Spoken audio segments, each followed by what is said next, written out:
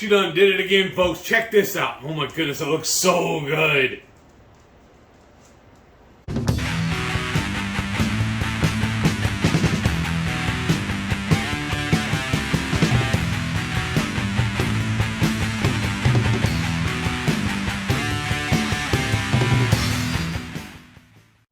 Now, in a skillet, I've already added a little bit of avocado oil and a pat of butter. And I'm going to start by sauteing some diced onion.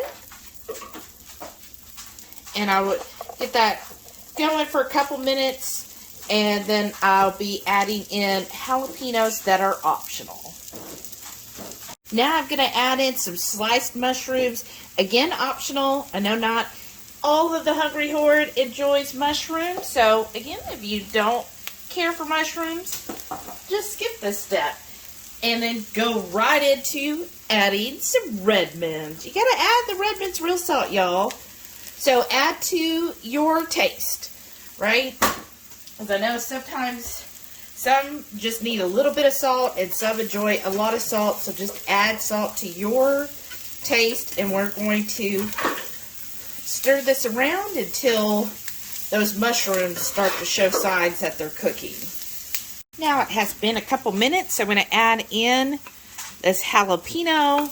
If you're new here, we love spice and almost everything we eat, so we often will be adding jalapenos, but it is always optional. Trust me, this is delicious without it. This just gives that little bit of heat element. And I'm going to give that just about 30 seconds to a minute. And then I'm going to add in some diced garlic. Because garlic, you know, adds a really good flavor. And I love garlic. It's so healthy for you. So I'm going to add that in. And give this another couple minutes until the jalapenos start to get soft. And here we go. It's looking so good, y'all. Now we're going to add in that cabbage. And I tried to cut it into small strips. Kind of think about like noodles. And I'm going to give this a little stir. Just start breaking down that cabbage. Now I'm going to add in 3 tablespoons of butter. And I'm going to add in a half a cup of heavy cream. And finally, our last ingredient is about a cup of cheese. Now, I am using a tomato basil blend cheddar, but I think Gruyere would be a great cheese option. Of course, if you want to keep it real mild, you could just do mozzarella would be good.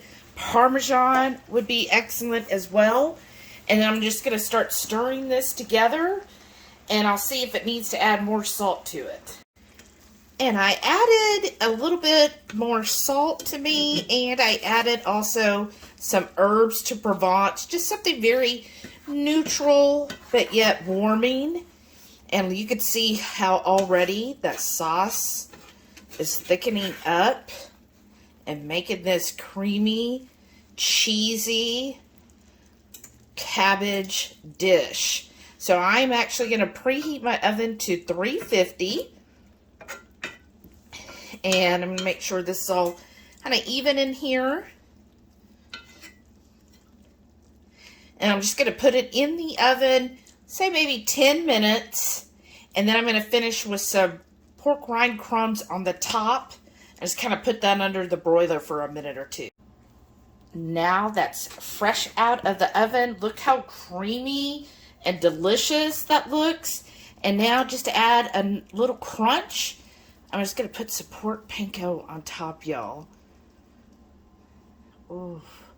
And if you want to know, how do we get our pork rind crumbs, let us know. We'll do a video for you. And then after I give this a good little cover, then I'm going to put it under the broiler for just a couple minutes. Ooh, yeah.